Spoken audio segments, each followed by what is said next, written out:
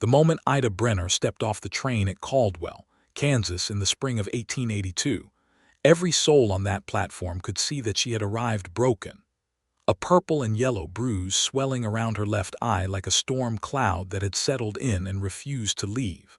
A carpet bag hanging from one thin wrist, and a baby boy bundled tight against her chest with nothing but a worn wool shawl and whatever desperate warmth a mother's body could manufacture.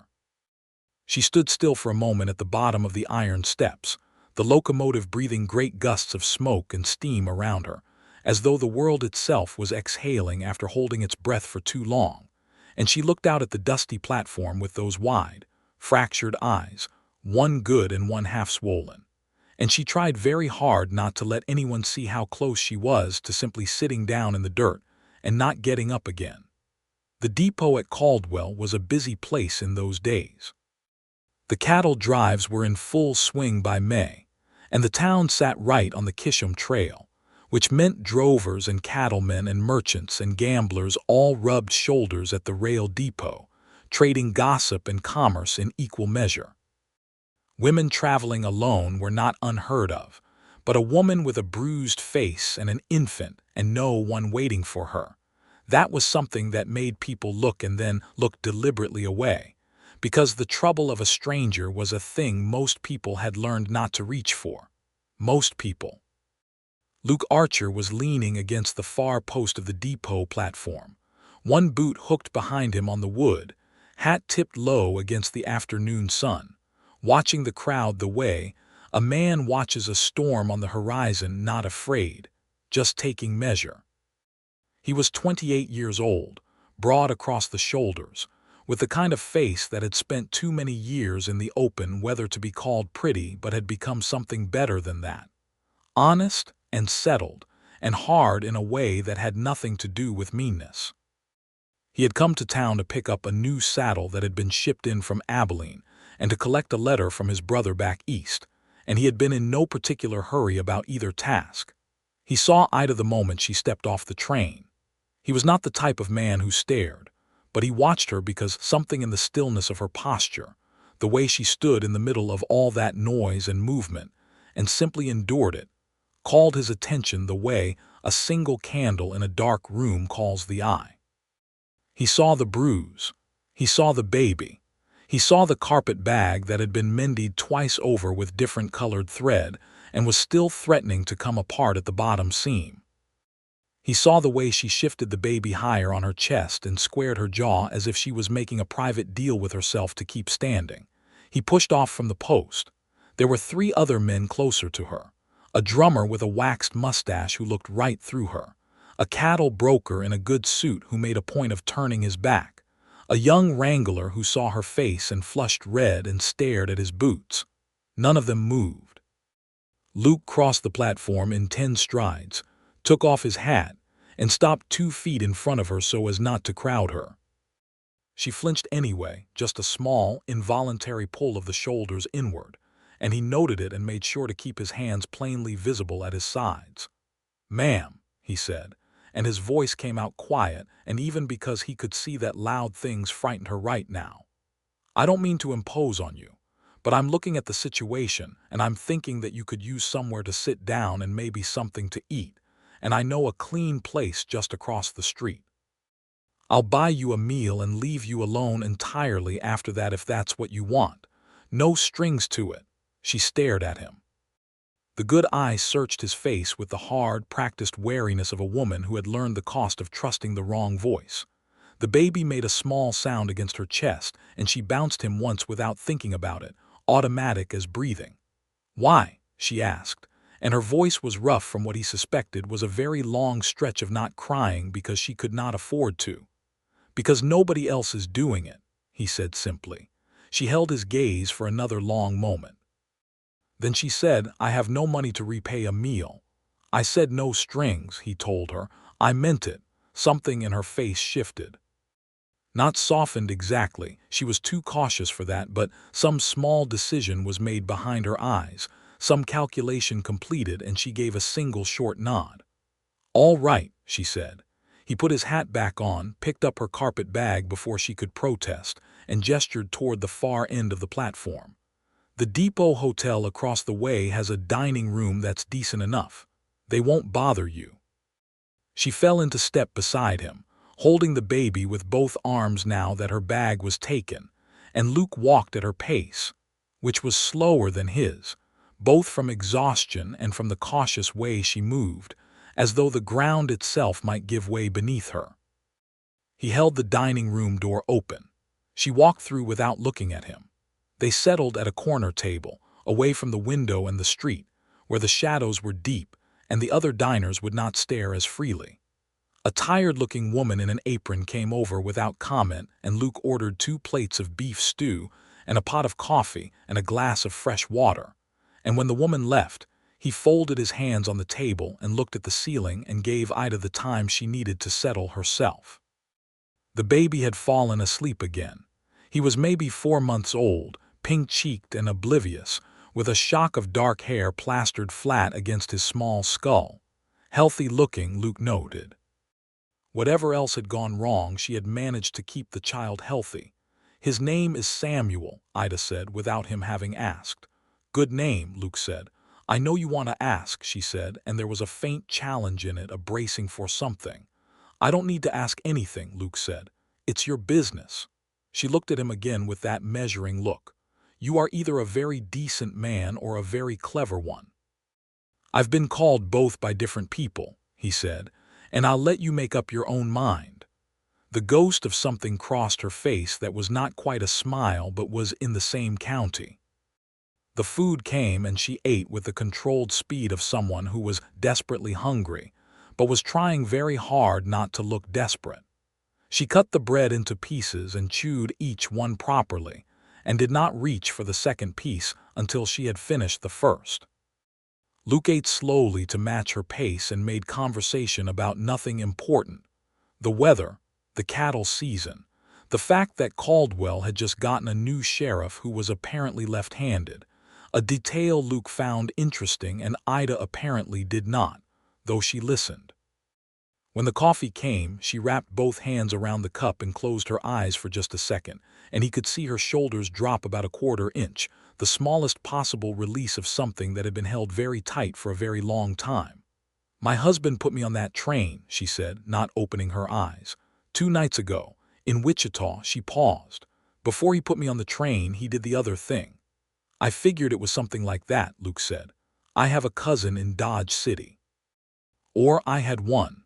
I got a letter from her in February saying she'd taken work at a boarding house there, and that if I ever needed a place, she'd help me find work too." She opened her eyes. "The train doesn't go to Dodge from here until tomorrow morning." "Where are you sleeping tonight?" Luke asked. She looked at the table. "I was going to ask the depot agent if I could stay in the waiting room." "The waiting room's not fit for a child," Luke said, because it was not. It was cold in the evening still, full of drafts and tobacco smoke, and the benches were hard wood. "I have a ranch about 4 miles out. My housekeeper, Mrs. Fenwick, is there, and she's the sort of woman that if I brought you home without offering the guest room, I'd have my ears talked off for a solid month. You'd have a real bed and a warm room and nobody would trouble you." She stared at him. "You are asking me to go to your home?" "I am," he said, "with my housekeeper present the whole time and the full understanding that I won't come within 10 feet of you unless you ask it. You can bolt the guest room door from the inside. I'll drive you back to the depot myself in the morning in time for the Dodge City train." Why would you do all of this for a stranger? The question was genuine, not suspicious this time, just bewildered. Luke thought about it honestly, the way he did most things. "Because you came off that train looking like the world had used you up and nobody on that platform cared enough to even hand you a cup of water. And that sat wrong with me. And because that boy of yours is 4 months old and he's done nothing to deserve sleeping on a depot bench." He shrugged. "And maybe because my mother traveled alone once with 3 little ones when my father was killed, and I know what it looks like when a woman is holding herself together by pure stubbornness, and there's not much left of the stubbornness." A longer silence. The baby stirred and settled again. From the street outside came the jangle of harness and the thud of boots on the boardwalk, and the distant laughter of someone who'd found something funny about the afternoon. "Ida Brenner," she said, and offered him her hand across the table like a woman conducting business. He shook it carefully. "Luke Archer." "All right, Mr. Archer," she said. "I'll accept your hospitality for one night, and I want you to know that I am not a weak woman. I made a mistake in marrying a weak man, which is a different thing entirely." "I can see that," he said, and he meant it. The ride out to the Archer ranch was made in a light spring wagon with the afternoon sun slanting gold across the prairie grass, and Samuel woke up and looked at the sky with the complete serenity of infants, who have not yet learned to worry about anything. Ida sat with the baby in her lap and watched the land open up around them, the flat green immensity of Kansas in May, wildflowers scattered along the ruts of the road in purple and yellow, and she said very little, but her breathing grew slower and her posture, degree by careful degree, began to lose some of its armored quality. Luke drove and pointed out landmarks without making it feel like a tour, just the comfortable habit of a man talking about a place he knew well. The creek that ran behind the north pasture, the stand of cottonwoods that his father had planted from cuttings back in '64 and that had grown up taller than the barn. The place on the ridge where you could see 50 miles on a clear day, though today was not that clear. "How long have you had this land?" Ida asked. "My father came out from Ohio in 1868, Luke said. "He and my mother built the first part of the house themselves, just the 2 rooms. I was 12 when we came out. My father died of a fever in '71, so I've been running the place with my brother Roy since then, until Roy decided he preferred the railroad business and moved to Cincinnati 4 years ago." A pause. "It's just me and the hired hands now and Mrs. Fenwick, who came with the property as far as I can tell." Something that was definitely closer to a smile appeared at the corner of Ida's mouth. "That's either very loyal or very frightening." "Both," Luke said. "She's 71 and she makes the best biscuits in Sumner County, and she will absolutely tell you what she thinks of you to your face, which I've always found a refreshing quality." The house was a good one, not grand, but solid and well kept, painted white with a covered porch that ran the full width of the front, and behind it the barn and outbuildings in their practical cluster, the whole thing sitting in the middle of about 360 acres of grass and good black soil. Smoke was coming from the kitchen chimney. 2 horses looked over the corral fence with the mild curiosity of their kind. Mrs. Fenwick was on the porch before the wagon had fully stopped. She was a small, round woman with white hair pinned up severely and eyes that were sharp as a new pin behind wire-rimmed glasses, and she looked at Luke, and then at Ida, and then at the baby, and her expression passed through several calculations with the speed of a seasoned card player before settling on a warm and entirely practical welcome. "Well," she said, coming down the porch steps, "give me that baby before you drop him." Ida blinked. "I won't drop him." "I know you won't, but you look like you haven't sat down without worrying about something in about 3 weeks, and if you hand him to me for an hour, you can do both at once." She held out her arms with the easy authority of a woman who had handled more than 100 babies in her time and had lost patience with ceremony about 90 of them ago. After a moment, Ida placed Samuel carefully in the old woman's arms, and Mrs. Fenwick settled him against her shoulder with a practiced competence and said, "Hungry?" "I fed him before we left the hotel dining room," Ida said. "I meant you," Mrs. Fenwick said. "And don't say you're not, because I can see your cheekbones from here and that is not a compliment." Luke unhitched the wagon and let the horses into the pasture, and by the time he came inside, Mrs. Fenwick had installed Ida in the kitchen rocker with a cup of tea and a plate of cold cornbread, and was walking the baby in slow circles around the kitchen, humming something old and tuneless and completely effective, because Samuel had gone back to sleep with the satisfied expression of someone who has found exactly what they needed. Ida watched Luke come in through the back door, washing his hands at the basin, and he felt her watching him, felt the ongoing assessment of it, the careful measurement, and he didn't mind. She was right to measure. A woman in her situation could not afford to stop measuring until she was certain, and he had no expectation of being certain to her in a single evening. He sat across the table from her and accepted the cup of coffee Mrs. Fenwick pressed into his hands without being asked, and the three of them settled into the kind of kitchen quiet that is not uncomfortable but simply true, the fire ticking in the stove and the baby sleeping and the prairie evening coming on outside the windows, turning the light from gold to rose. "Do you want to tell me about it?" Mrs. Fenwick asked Ida with the directness that Luke had long since stopped being surprised by. "Martha," Luke said, meaning, "don't." "It's all right," Ida said. She looked at her hands around the cup. "His name was Gerald Brenner. I married him in Chicago in 1880. I was 22. He was a salesman with a good coat and a good story, and the story lasted about 8 months before I understood what was underneath it." A pause. "He was not a violent man at first, just small and dishonest in the way that certain men are. Money I didn't know about, debts I didn't know about. Then Samuel came and the money got worse, and when money gets worse, some men get worse with it." She touched the bruise without seeming to realize she was doing it, then dropped her hand. "He put me on the train with $10 and the baby and told me not to come back. The $10 are gone." The kitchen was quiet. Mrs. Fenwick had stopped walking and was standing still, the sleeping baby cradled against her, her sharp eyes soft in a way that Luke rarely saw. "That $10 went to the train ticket?" Luke asked. "And one meal," Ida said. "Yes." "Your cousin in Dodge City," Mrs. Fenwick said. "She knows you're coming." "I sent a wire from Wichita," Ida said. Before I left. She wired back and said come." "Then you go tomorrow and you start over," Mrs. Fenwick said, with the decisiveness of someone who viewed life's catastrophes primarily as logistical problems. "You are not the first woman to have to start over and you won't be the last, and there is no shame in it." "I know there's no shame in it," Ida said quietly. "I mostly just need a night to be somewhere that feels safe before I convince myself of that again." Luke felt something move in his chest, not pity. He did not think it was pity, because pity had a soft, condescending texture, and what he felt was sharper than that, more like recognition, the way a note of music recognizes its chord.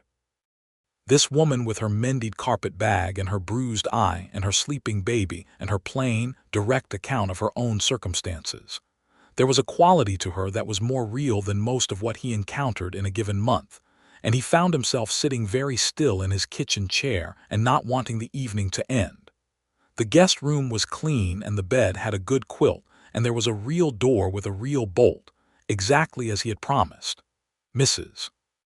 Fenwick showed Ida to it and brought a basin of warm water and extra blankets and a small wooden cradle that had been in the Archer house since Luke's own infancy, which Ida received with an expression that threatened to undo her composure entirely before she got it back under control. "Thank you," Ida said at the door, "for all of this." "Thank him in the morning," Mrs. Fenwick said, nodding toward the hallway where Luke was hanging his hat. "He's the one who brought you here. I just made the cornbread." She closed the door and Ida was left alone with Samuel and the quietest room she had been in for months, and she sat on the edge of the bed and let herself cry for exactly 5 minutes, she counted. And then she washed her face and fed the baby and lay down on the clean sheets and slept so deeply it was like being lowered into still water. In the morning, Luke was up before the sun the way he always was, and he had the wagon ready before Ida came out to the porch with Samuel on her shoulder. She had slept and it showed, not in the bruise, which was the same, but in her eyes, which had some light back in them that hadn't been there on the depot platform the previous afternoon. "I made coffee," he said. "I smelled it," she said. "Mrs. Fenwick is already in the kitchen. She's trying to convince me to eat a full breakfast before I go." "She's probably right," Luke said. "She is," Ida agreed. "I've already given up arguing." He smiled. It was the first time she had seen him smile, and it rearranged his face considerably, brought a crease to each cheek and a warmth to the brown eyes that she had not been able to see under the hat brim the previous day. She looked at it and then looked away, toward the sunrise over the flat eastern horizon, where the sky was going from gray to the specific luminous pale of early morning on the plains. Breakfast was eaten, and the wagon was loaded with Ida's carpet bag, and a cloth bundle that Mrs. Fenwick had packed without comment, some biscuits and dried beef, and a small tin of peaches. Enough food for the day's travel, and Luke drove the 4 miles back to Caldwell with Ida beside him and Samuel alert in her lap, looking around at the world with the busy intensity of a baby who has recently discovered that there is quite a lot to see. The Dodge City train was at 9. They were at the depot by 8:30, and Luke tied off the wagon and carried the carpet bag to the platform and bought her ticket at the window. She started to protest, and he said simply, "Let me do this one thing," with a steadiness that made argument feel ungracious, and she let him. They stood together on the platform, and the morning was cool and clean and smelled of spring grass and coal smoke, and she was looking down the track toward where the train would come from, and he was looking at the side of her face, at the bruise, and hating it with a quiet, contained intensity that he had no business expressing. "You've been very kind to us," she said. "I hope things go well in Dodge," he said, and he meant it, and he also found that he was struggling to mean only that and nothing more complicated. She looked at him then directly, the full-force look that she had been giving him intermittently since the depot yesterday, but this time there was something different in it, some warmth that hadn't been part of the calculation before. "You are a good man, Luke Archer," she said. "I want you to know that I think that." He didn't know what to say to that, so he said, "Samuel's going to need good boots in about 1.5 years. You tell whoever you find in Dodge to make sure he gets good ones." She laughed. It was a real laugh, surprised out of her, short and genuine, and the sound of it hit Luke somewhere just below the sternum with a force that he felt would take some time to assess. The train whistled in the distance. "I'll write to Mrs. Fenwick," Ida said, turning to face him fully, "to let you both know we arrived safely." "I'd appreciate that," Luke said. The train was pulling in, the platform filling with noise and steam. She held out her hand the way she had in the dining room, businesslike and honest. He took it and held it for just a moment longer than the handshake required, not long enough to be inappropriate, just long enough to be true. "Take care of yourself," he said. "I intend to," she said. She boarded the train and found a seat on the side facing the platform, and she looked out the window at him, at the tall man in the worn hat standing with his hands loose at his sides looking back at her, and she felt something she did not have a name for yet. Something that would require more than a single day and a borrowed guest room to understand, but that was already unmistakably something. The train took her away. Luke stood on the platform until the smoke had cleared, and then he walked back to his wagon, and he sat in the wagon seat for a moment before picking up the reins, and he looked at the place where the train had been, and he thought about dark hair and a real laugh and a woman who had called him a good man with an absolutely level voice that suggested she did not say things she did not mean. He picked up the reins and drove back to the ranch. The letter came 3 weeks later, addressed to Mrs. Martha Fenwick, Archer Ranch, Caldwell, Kansas, and the handwriting was neat and decided, which somehow did not surprise Luke, who had quietly positioned himself in the kitchen when Mrs. Fenwick opened the post.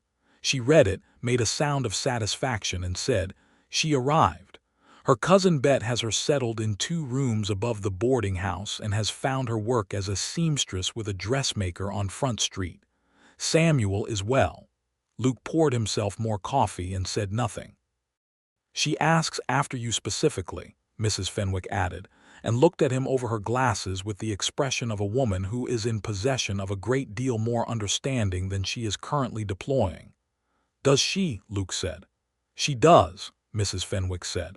"She says, and I am reading directly, 'Please tell Mr. Archer that I think about his kindness often and that Samuel has taken to smiling now, which is the finest thing in the world, and I hope the spring calving has gone well.'" Luke set down his cup. "Write her back. Tell her the calving went fine and that I'm glad she's settled." Mrs. Fenwick put the letter down and looked at him with the full force of her 71 years of assembled perception. "Luke Archer," she said, "if you leave it at that I will be extremely disappointed in you." "Martha," he said. "I mean it," she said. "Write the woman a letter yourself. You are 28 years old and you have not looked at anyone with that expression since that girl from Abilene who turned out to be sensible enough to marry the banker. And this woman is considerably more interesting than the girl from Abilene, and she specifically asked after you." "She was being polite," Luke said. "She was not being polite," Mrs. Fenwick said. "She is not a woman who does things she doesn't mean. You could tell that in 5 minutes. Write her a letter." He wrote the letter. He sat at the desk in his study for the better part of an evening and covered 3 sheets of paper in his broad, careful hand about the calving season, about the late rains, about a ridiculous incident involving one of his hands and a runaway mule that had made the whole crew laugh for 2 days. He wrote about the cottonwood trees coming into full leaf and how they made a sound in the wind that was one of his favorite sounds in the world. He crossed that out and then uncrossed it because it was true, and he had decided, somewhere around the second sheet of paper, to simply be true. He sent it without rereading it for fear he would lose his nerve. Her reply came 12 days after that. It was longer than the first letter, and it was addressed to him directly, not to Mrs. Fenwick, and it told him about the boarding house and the dressmaker's shop and how Front Street in Dodge City was considerably more chaotic than she had expected, with the cattle drives bringing all manner of humanity through town, and how Samuel had become deeply fascinated by the neighbor's dog, a large yellow animal of no identifiable breeding who had apparently adopted the entire rooming house as his personal territory. She wrote about her cousin Bet, who was cheerful and sharp, and had 3 opinions about everything and the energy to deliver all of them simultaneously. She wrote about the Kansas sky, how big it was, how she had never quite believed how big it was until she was standing under it every day. She did not write about her husband. She did not write about the bruise. She wrote about the present tense, about what was alive and growing, and Luke read the letter twice in the study and once more in the kitchen, and then put it in the desk drawer with the deliberate restraint of a man who is not going to read it a 4th time tonight. He read it a 4th time. He wrote back the next day, and the one after that. By July they were writing twice a week. By August the letters had expanded to 7, 8, 9 pages, the paper covered edge to edge in both their handwritings, the subjects ranging from the practical his breeding program for the cattle, her progress at the dressmaker's shop where she had turned out to have a genuine talent for fine needlework, to the philosophical, to the personal. He told her about his father and what it had been like to run the ranch at 16 with a younger brother and a grieving mother. She told him about growing up in Chicago, the second of 4 daughters, the smell of the stockyards that was the backdrop of every childhood memory, the way her father had always said that a woman's best protection was her own 2 hands and a trade she was good at, and how she had forgotten that lesson for a while and was remembering it now. She told him, in a letter dated August the 17th, that the bruise had completely faded and that she had looked at herself in the mirror that morning and felt, for the first time in a long time, like herself again.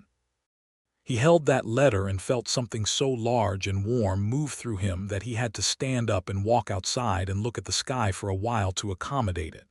In September, he wrote and asked if he could come to Dodge City and take her to supper. The reply took 4 days, which was longer than usual, and when it came it said, "Yes, I would like that very much."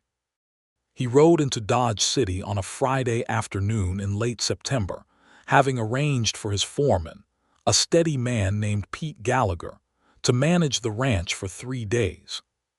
He wore his good shirt and had his hat cleaned, and he felt approximately as nervous as he had ever felt about anything that did not involve cattle, which was to say more nervous than he had any rational justification for given the amount of paper they had already covered with the inner workings of their respective minds.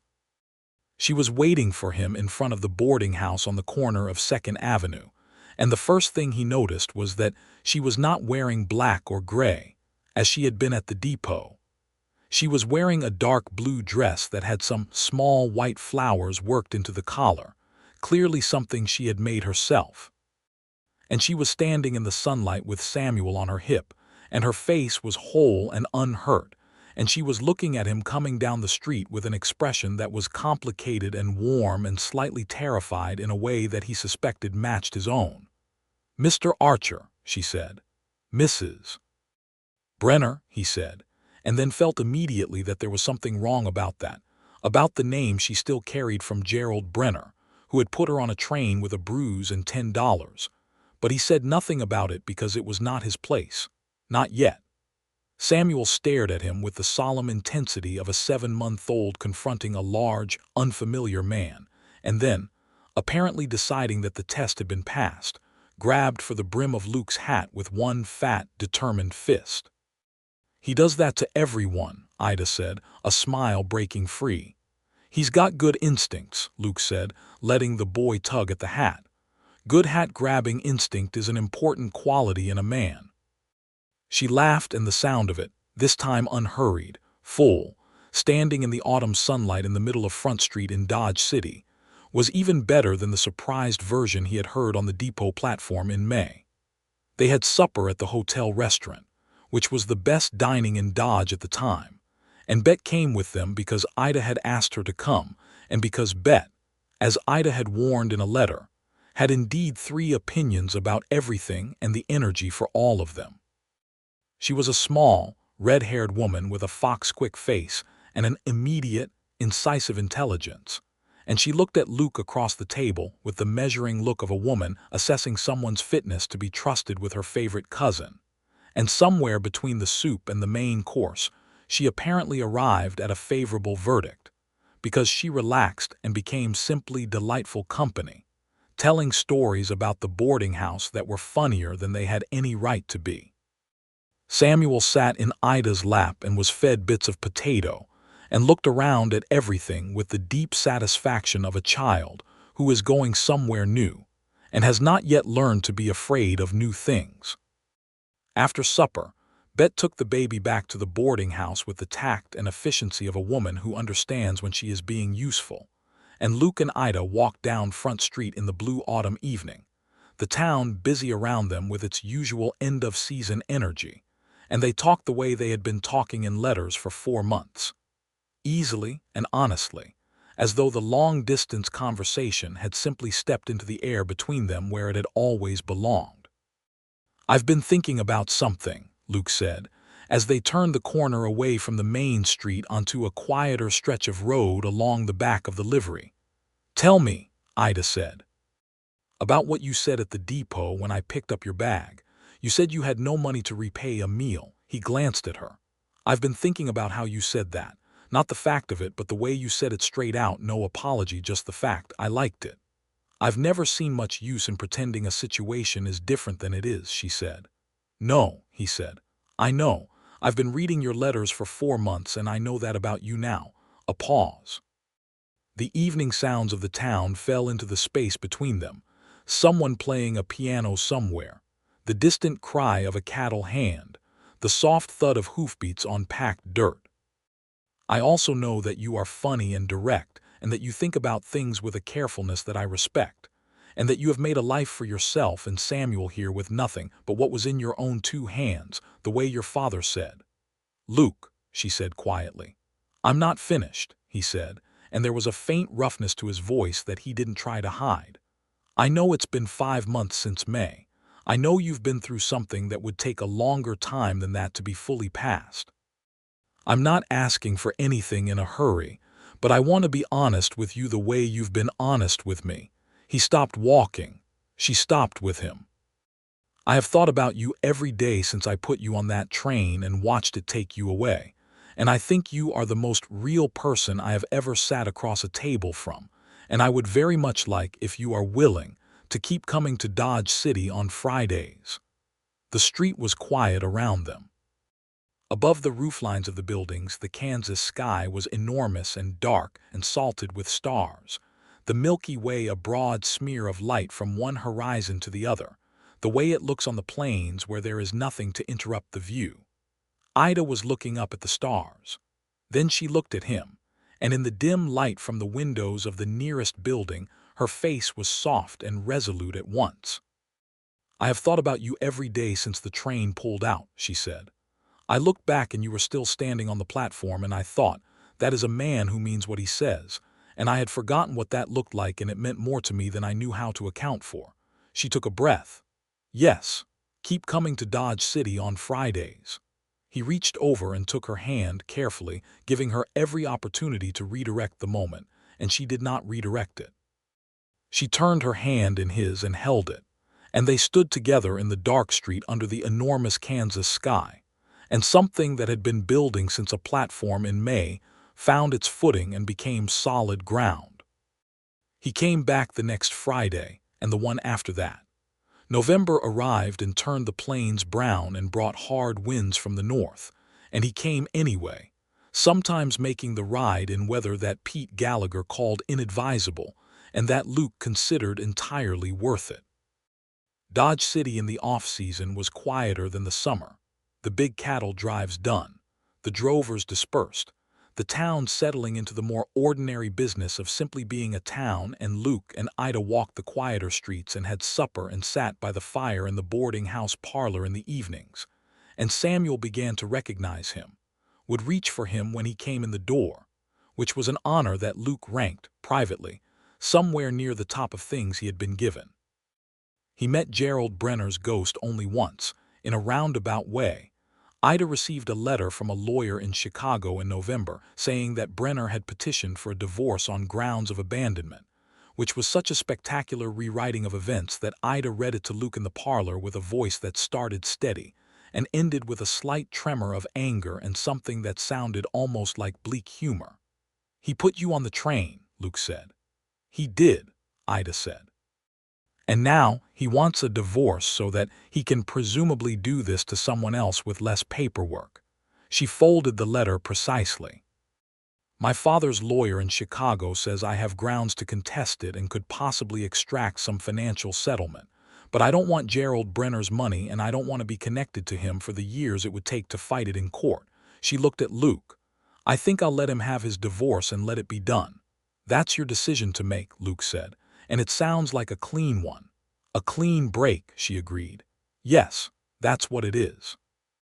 The divorce was granted in January of 1883. Luke heard about it in a letter from Dodge City, and he sat with the letter in his study and looked at the fire in the hearth and let himself feel, with a full and careful honesty, what that meant.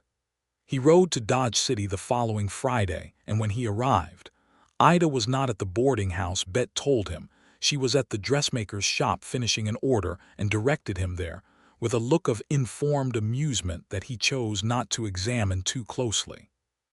The dressmaker's shop was a narrow room full of fabric and good light, with a work table taking up most of the space, and Ida was at the table with pins in her teeth and a length of blue silk in her hands when he walked in, and she looked up and pulled the pins from her mouth and said, "You're early." "Rode fast," he said. She put down the silk and looked at him with that measuring look, reading his face. "What is it?" "I heard about the divorce," he said, "from your letter last week. And I've been thinking about it for 6 days, and I decided I was going to come here and say something, and I'm going to say it now before I lose the nerve." "You never lose your nerve," she said, with a soft certainty that he found both steadying and overwhelming. "I might lose it for this," he said. He came to the work table and put both hands on the edge of it and looked at her, straight and direct, in the way she had taught him to look at things by her own example. "I love you, Ida. I have been in love with you since approximately 10 minutes after you shook my hand on the depot platform in May and told me that you had made a mistake marrying a weak man, which was a different thing from being a weak woman. And I am asking you, when you are ready, whenever that is, if you will marry me and come to the ranch, you and Samuel both." The shop was very quiet. Outside, the street sounds of Dodge City went on in their ordinary way, completely indifferent to the fact that something very important was happening on the other side of the window. Ida looked at him for a long time, her hands flat on the silk, her face going through several things that were too complex and too genuine to be reduced to expressions. "I love you," she said. I have loved you for months and I have been very careful with it because love made me careless once, and I'm not the same woman I was in 1880. A pause. But I'm also not a woman who lets fear make her decisions, and so yes, Luke Archer. Yes, when you ask me like that. He came around the work table, and she put her hands on his face. The first time she had reached for him, and he stood very still for it, feeling the warm reality of her palms against his jaw. And he covered her hands with his own and bent his head and kissed her, carefully and completely, in the quiet dressmaker's shop on Front Street in Dodge City on a Friday afternoon in January of 1883. They were married in April of 1883, 6 days after Ida's 25th birthday and 3 weeks before the spring calving began, which Luke argued was the logical time and Ida argued was the most unromantic reasoning she had ever heard. And then she laughed and said she would marry him whenever he liked, and that they could argue about romance after the calving was done. The wedding was small and practical. The county judge in Caldwell, Mrs. Fenwick in her best dress looking extremely pleased with herself, Pete Gallagher and 2 of the other hands scrubbed clean and wearing expressions of sentimental goodwill, and Bet, who came down from Dodge City on the morning train and cried throughout the proceedings with the open enthusiasm of someone who considers public weeping a fully acceptable response to joy. Samuel, 11 months old, sat in Bet's arms during the ceremony and chewed seriously on the edge of her hat ribbon and watched Luke and Ida say their words to each other with the grave attention of someone who understands that something important is happening even without knowing exactly what. Ida had made her own dress ivory cotton with a pattern of small leaves in the cloth and a collar of fine lace that she had worked herself over winter evenings in the boarding house parlor. And when Luke saw her come into the judge's front room wearing it, with her dark hair pinned up and Samuel's fat fist in her hand as she walked, he felt a fullness in his chest that he thought he would not be able to contain and which he did not try to hide. Which meant that Pete Gallagher saw it and nudged the man next to him and said something quietly that made both of them grin. The words were said. The judge pronounced them. Luke kissed his wife with something that was not at all careful this time, and Mrs. Fenwick made a small sound that was either disapproval or its opposite, and Bet burst into fresh tears, and Samuel reached out from Bet's arms and grabbed Luke's hat again, with the same decisive grip he had used the first time they met in Dodge City 7 months ago. "He's consistent," Luke said against Ida's hair. "He knows what he wants," Ida said, and her voice was so full of happiness that it undid him all over again. They went back to the ranch that afternoon, the whole party in 2 wagons, and Mrs. Fenwick had prepared a wedding supper that demonstrated conclusively why she was considered the best cook in Sumner County, and the evening stretched long and warm and good, full of laughter and food, and the particular ease of people who like each other genuinely. After supper, after the hands had gone back to the bunkhouse and Bet had been shown to the guest room where Ida had slept the previous May, after Mrs. Fenwick had retired with a discretion that was entirely out of character but appropriately timed, Luke and Ida sat on the porch together in the spring dark, side by side, Samuel asleep inside in his cradle, the prairie spread out around them in the vast quiet of deep night. "Well," Ida said. "Well," Luke said. She leaned into him and he put his arm around her, and the night sounds of the ranch came in softly around them. A night bird somewhere, the creak of the windmill, the distant sound of cattle settling, the smell of spring grass and turned earth, and the faint sweetness of the apple tree at the corner of the house that had just come into bloom. "I need to tell you something," Ida said. "Tell me," he said. "I was thinking tonight during supper about the depot. About standing on that platform and how nothing had ever looked bleaker than that moment." She paused. "And I was thinking about the fact that the bleakest moment I have ever had turned into this. Into tonight, into this house and that man in there." She was quiet for a moment. "I don't know what to do with that kind of luck." "It isn't luck," Luke said. She tilted her head up and looked at him in the dark. "No, you did the hard part," he said. You got on that train and you went somewhere and you built something with your own hands. I just picked up a carpet bag." She shook her head slowly. "You stepped forward when no one else did. Don't minimize that." He considered that. "All right," he said. "We'll call it even. You were brave, I paid attention. Together we made something out of it." "Together," she said, as though she was testing the word and finding it good. She settled against him and he held her, and the prairie night went about its ancient, unhurried business around them.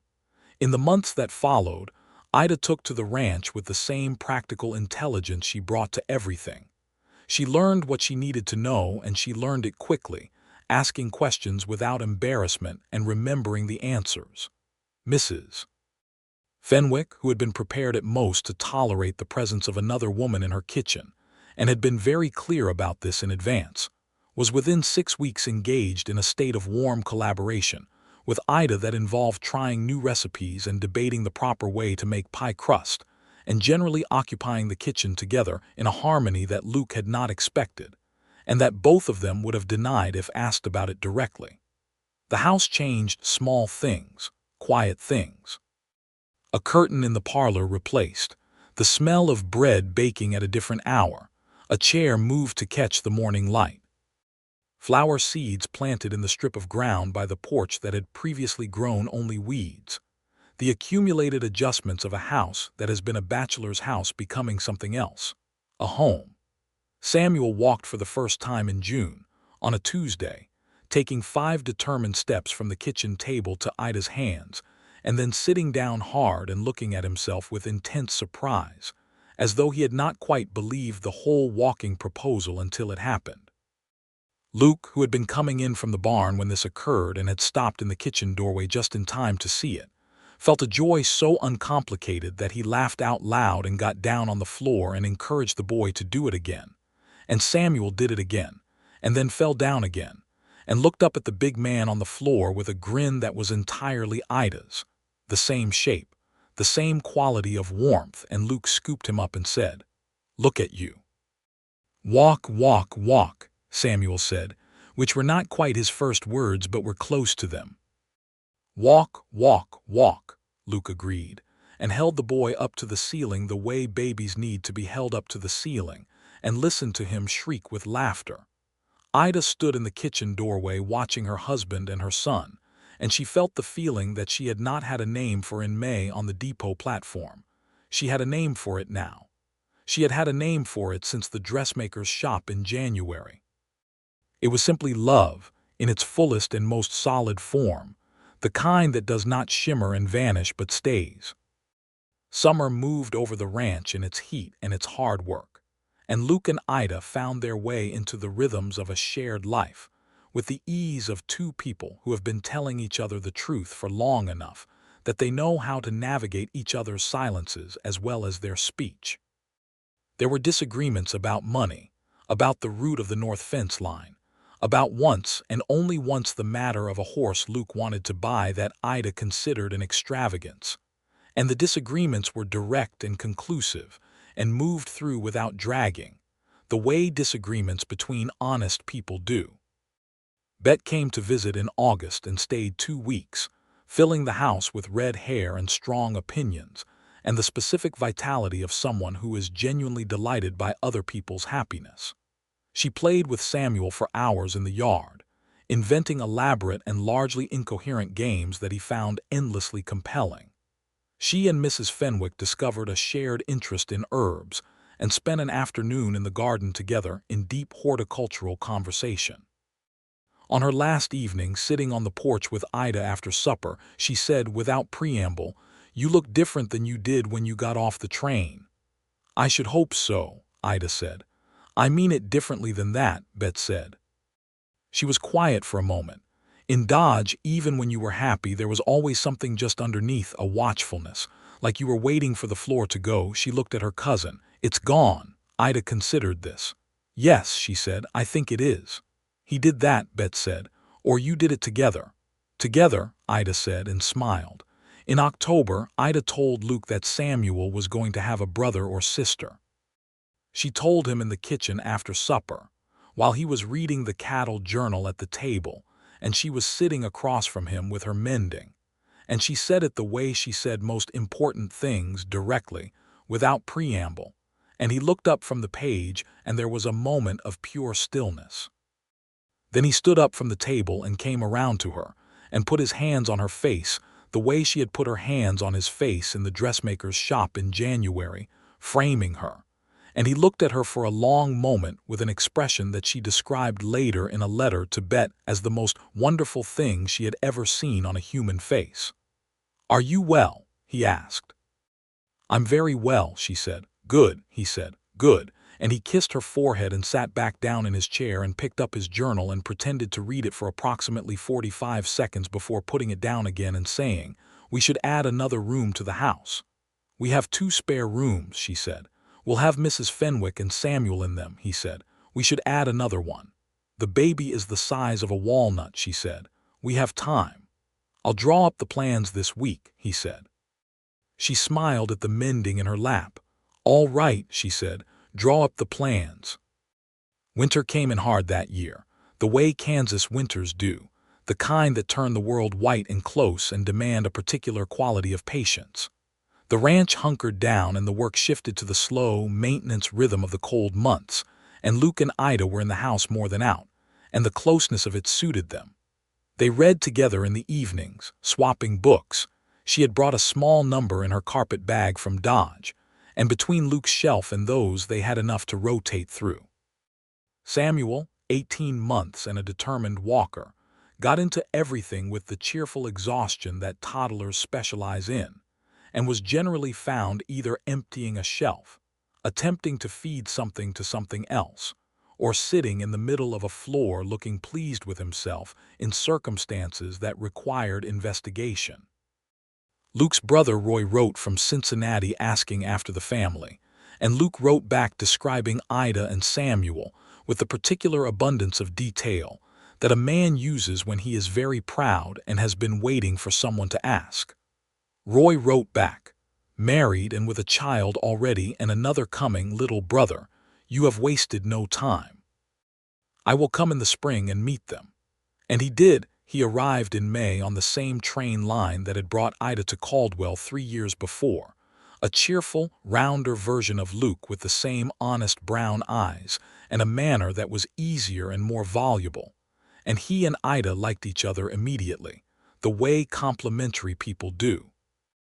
Roy held his nephew with the cautious competence of a man who has handled children rarely but is trying, and Samuel looked at him with the profound gravity of a 20-month-old encountering a new adult, and then apparently decided he was acceptable, at which point Roy visibly relaxed. "He's a serious one," Roy said. "He's thinking it over," Luke said. "He gets that from his mother," Roy said, and glanced at Ida, who was watching from the porch with her arms folded and a small smile. "He gets it from himself," Ida said.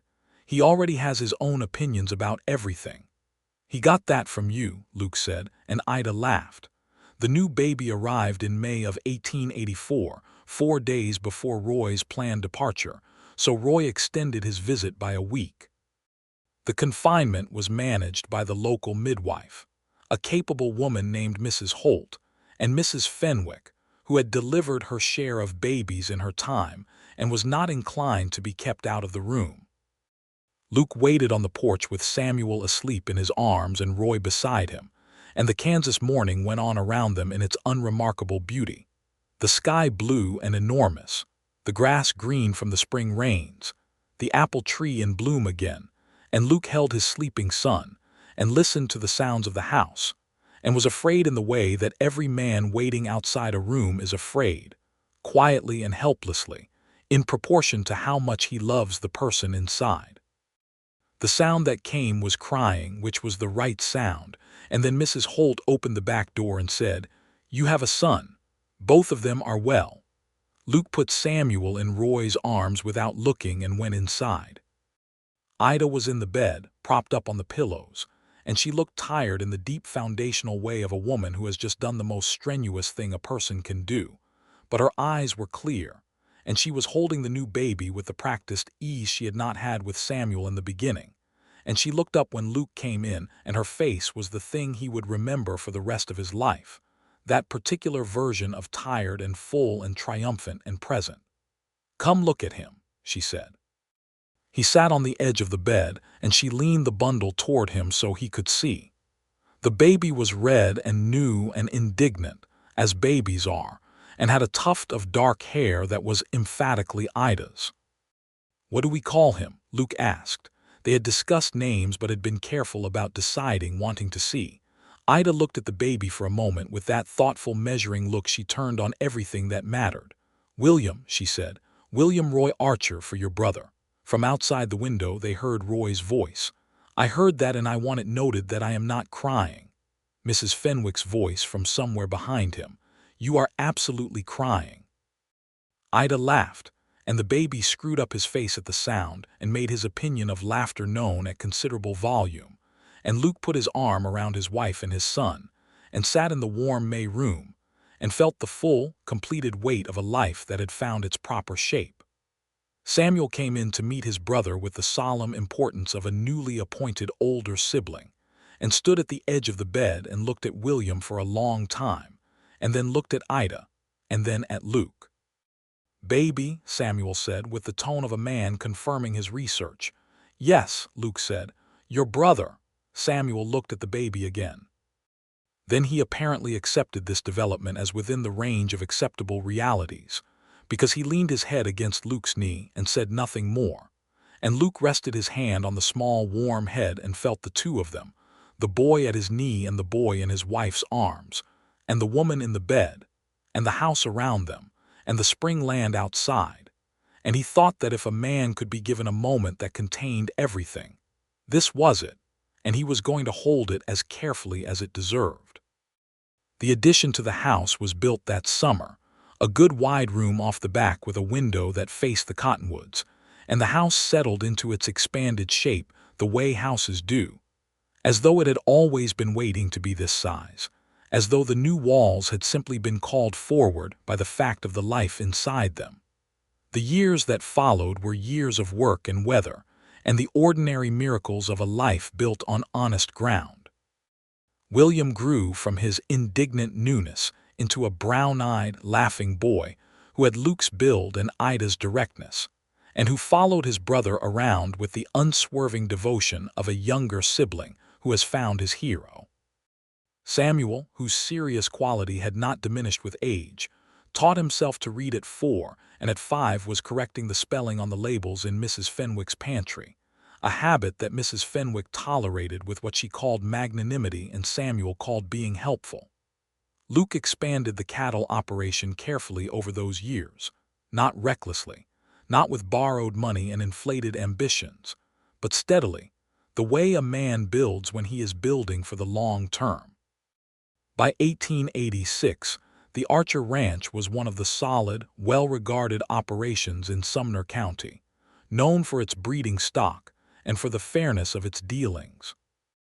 Luke hired 2 more permanent hands and a part-time wrangler for the drives, and Pete Gallagher remained his foreman and became, over time, something that was closer to a friend. Ida's needlework, which she had continued as an occupation of pleasure rather than financial necessity after their marriage, had grown into a small but genuine enterprise. She had taken on work from the wives of the county's more prosperous families, wedding pieces and christening pieces, and the elaborate decorative work that was fashionable in those years, and she worked on it in the evenings with a focused enjoyment that was good to see. There was a framed piece above the parlor fireplace that she had worked in the winter of 1884, a scene of the plains with the cottonwoods in it and a sky full of embroidered stars, that visitors to the house invariably stopped and looked at. Mrs. Fenwick, who had declared her intention to live forever, showed no signs of failing that ambition.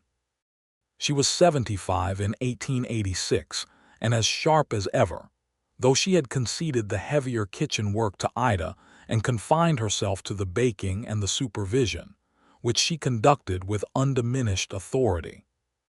She had taken it upon herself to be the primary educator of Samuel and William in what she called the fundamentals, which included reading, arithmetic, Bible passages, the proper care of tools, and the history of what she called the sorrow of this land, by which she meant the displacement of the people who had been on the plains before the settlers came. A subject she addressed with a directness that surprised visitors who expected old women to avoid difficult histories, but which Ida fully supported. Having grown up hearing her father say that a person who did not look at the full truth of a thing could not be trusted with any part of it, Samuel, at 5, asked Mrs. Fenwick once why those people had lost their land, and Mrs. Fenwick told him the truth of it, the treaties broken and the promises dishonored, and the violence of it in plain language. And then she said, "And what that means for you, Samuel Archer, is that you hold this land with both hands and a conscience. You understand that you are here because of a great wrong done to others, and you do not wave your hands over it and pretend it clean. You hold it and you do your best with it, and you are decent to every soul you meet, because decency is the only thing any of us can actually offer." Samuel had listened to this with his characteristic gravity, and had then said, "All right," in the voice he used when he had accepted a fact into his permanent ledger, and Ida had been standing in the doorway during the whole exchange, and had looked at Mrs. Fenwick with an expression of profound gratitude. In the autumn of 1886, Luke came home from a cattle auction in Wichita with a letter from the county land office about the parcel that abutted the north edge of his property, 320 acres, that had been held by a man named Cotter who had decided to sell and go back east. Luke spread the paperwork on the kitchen table, and Ida sat across from him, and they looked at it together, going through the figures, and at the end of the discussion Ida said, "Buy it," with the same decisiveness she brought to everything, and Luke said, "I was thinking the same thing," and she said, "I know you were. I could tell by the way you came through the door," and he laughed. They bought the land. It brought the Archer Ranch to nearly 700 acres, enough for a proper operation that could sustain the two boys through their working lives and beyond if managed well. Luke walked the new northern pasture on a Saturday morning in October, the prairie grass brown and dry in the autumn chill, the sky doing the enormous Kansas sky things that the Kansas sky does in October, moving clouds and shafts of light, and a blue so deep it looked painted. And he thought about his father, who had come out from Ohio with nothing, and had built the first 2 rooms of the house and had died before he saw what it could become. He walked back to the house and found Ida in the kitchen with both boys at the table, Samuel reading and William drawing horses with a piece of charcoal on paper, and Mrs. Fenwick at the stove with her back to all of them, humming something old and tuneless. He stood in the door for a moment before any of them noticed him, just standing in the doorway looking at what was in the room, and felt the full weight and gift of it. Ida looked up. Her eyes found him immediately, the way they always did. "Well," she said. "It's good land," he said. "It's ours now." She smiled at him across the kitchen. "Come eat," she said. "It's getting cold." He came in and sat down and reached over and took her hand on the table, a brief, easy press of hands, the kind that has no drama because it is simply true. And Samuel looked up from his reading, and William looked up from his horses, and both of them went back to what they were doing with the indifference of children for whom their parents holding hands is as unremarkable as weather, just part of the background of the world they have always known. The winter of 1887 was severe, the kind of winter that the plains delivered without warning and without apology, and the ranch required all of Luke's attention and all of his hands' capabilities through January and February, feeding cattle through drifted snow, and keeping the water lines from freezing, and making the kind of decisions that ranch life demanded in bad weather with an immediacy that didn't allow for doubt. Ida managed the house and the boys through the worst of it with the practical competence that was her natural mode, and on the coldest nights, the whole household pulled inward around the kitchen fire, and they read aloud by lamplight. Luke's reading voice was better than he thought it was, and Ida had told him so often enough that he had stopped arguing about it. And the boys fell asleep on the floor in a pile of quilts, and the wind howled its enormous howl outside, and the house held. Spring came the way it always does on the plains, abruptly and with an excess of optimism, the ground soft and the creeks running high and the cottonwoods putting out their first hesitant green, and the whole world smelling of mud and rain and something starting. In March of 1887, Ida told Luke she was expecting again. "Third time," she said, with a quality in her voice that was somewhere between wonder and amusement at herself. "How are you feeling?" he asked. "Tired," she said honestly. "And happy about it, both at once." "Both at once," he said, and pulled her in and held her. The third child, a daughter, arrived in November of 1887, and they named her Clara Ruth Archer. Ruth for Ida's mother, who had died when Ida was 19, and Clara because it was a name that sounded like light and they both liked the sound of it. She arrived with a quantity of energy that was immediately apparent, and that would not diminish over the following years. An alert, bright-eyed infant, who seemed to be engaged with the world from the first minutes of being in it, and who by 3 months was studying the faces of everyone who came near her with the focused interest of a person who is conducting research. Samuel, now almost 6, received his sister with a gentleness that surprised the adults in the room and probably should not have, given what they knew of him. He stood at the edge of the cradle and looked at Clara with the same serious consideration he brought to everything, and then looked at Luke and said, "She's looking at me." "She likes you," Luke said.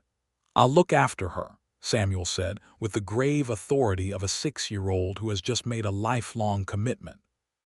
William, 3.5 and already the more vocal of the two brothers, informed the baby that her name was a good name, and that he had a horse drawing he wanted to show her when she was ready. "Mrs. Fenwick looked at Clara over the wire rims of her glasses and said, "This one is going to run things." And Ida said, "Yes." Without any indication she considered this a problem. The years settled into the long middle distance of a good life, the kind of years that do not have sharp edges but have a depth and a richness that only becomes visible when you look back across the whole sweep of them.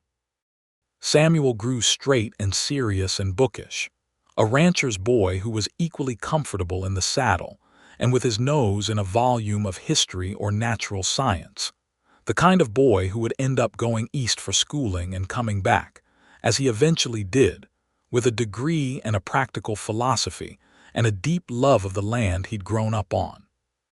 William grew into his father's broad frame and his mother's directness, and had a gift with horses that was plain from the time he could sit in a saddle without assistance, and he and Luke spent long hours together in the training of young stock in a partnership that was one of the good, quiet joys of Luke's middle years. Clara grew up exactly as Mrs. Fenwick had predicted, running things with a mind like a steel trap and the charm to make people grateful for it. And the ranch and its workings and its people fell within her natural purview as automatically as breathing. Mrs. Fenwick lived to see all 3 of them in the world, which she had intended to do. She passed in the spring of 1891, on a morning in April when the apple tree was in full bloom, in her own bed, with Ida holding one hand and Luke the other, having given her opinion on several things that morning and having eaten a full breakfast. She had been 81 years old, and she had lived at the Archer Ranch for longer than Luke could precisely account for, and the loss of her left a space in the house and in the daily life of everyone in it that was shaped exactly like her, small and round and absolutely certain of things, and full of the best biscuits in Sumner County. Ida planted a rose bush by the garden gate where Mrs. Fenwick had liked to sit in the early mornings, a hardy prairie variety that came back every year without fail, and it bloomed pink every May, and the children, and eventually the grandchildren, were told who had planted it and why and who it was for, and the story of the 71-year-old woman with the sharp eyes and the wire glasses who had taken a sleeping baby from a woman's tired arms on the first evening she arrived became part of the family's telling of itself, one of the founding stories. The ones that explain how something began. The founding story, of course, was the depot. Ida told it differently than Luke told it, which was the natural way of shared stories. Luke told it with understatement, A woman on a platform, a carpet bag, a meal across the street. Ida told it with the full weight of what that afternoon had meant to her, what it had felt like to be standing on that platform with Samuel against her chest, and the bruise on her face and nowhere to go, and then to look up and see this man crossing the platform with his hat in his hand. He took off his hat, she always said when she told it. He took it off before he even reached me so that I could see his face. He wanted me to be able to read his face. That was the whole thing right there. That was how I knew.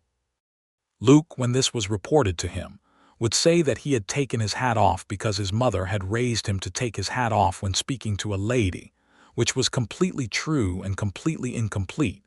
And everyone within hearing distance understood that both versions were honest and both were necessary, and that the real story was somewhere in the space between them, which is where real stories always live. The grandchildren heard it. Samuel's daughter, a girl named Frances, heard it at age 7 and declared it the best story she had ever been told and made her grandmother tell it again immediately. William's son, a boy named Thomas who had William's frame and Clara's intelligence, heard it at around the same age and asked, with the logical precision of a child who has decided to take nothing on faith, but what would have happened to them if he hadn't stepped forward? The kitchen table had been quiet for a moment. Something else would have happened, Ida said. Something would always have happened. I would have found a way. But not this way, Thomas said. No, Ida agreed. Not this way. She looked down the length of the table at Luke, who was looking back at her with the same expression she had first seen in the dressmaker's shop in Dodge City in January of 1883. The one that she had described in a letter to Bet as the most wonderful thing she had ever seen on a human face, and which she had seen across more tables and more seasons and more years than she had words for now, and which had never once diminished from what it had been on the first day she saw it. Not this way, she said again and smiled at him. He smiled back, the smile that had first appeared on the platform in Caldwell the morning she boarded the Dodge City train, the one with the crease in each cheek, and the warmth that the hat brim had kept hidden until she turned the right angle to catch it, and said nothing, because there was nothing necessary to say that had not already been said, many times and in many forms, over all the years they had spent saying it. The grandchildren finished their milk and went back out into the yard, and the spring afternoon went on around the Archer ranch, the cottonwoods rustling in the soft Kansas wind, the prairie grass green and new, the apple tree by the corner of the house blooming white and sweet, and the rose bush by the garden gate putting out its first pink buds of another season, faithful as it had always been, coming back every year without fail. Inside, Luke Archer reached across the kitchen table and took his wife's hand, and Ida Brenner, Ida Archer, 29 years a wife and a rancher, and a mother, and a woman who had never stopped being exactly who she was, turned her hand in his, and held it the way she had held it since a dark street in Dodge City on an autumn evening in 1882, the way she intended to hold it for every year that remained to them, which she meant to be many. Outside, the Kansas sky was enormous and blue and relentless and beautiful, and the land ran to every horizon, and the world that had once looked its bleakest on a platform with a carpet bag and a baby and a bruise was now so full of living and goodness and love that it seemed impossible it had ever been anything else. But that was the thing about stepping forward. That was the whole thing, right there.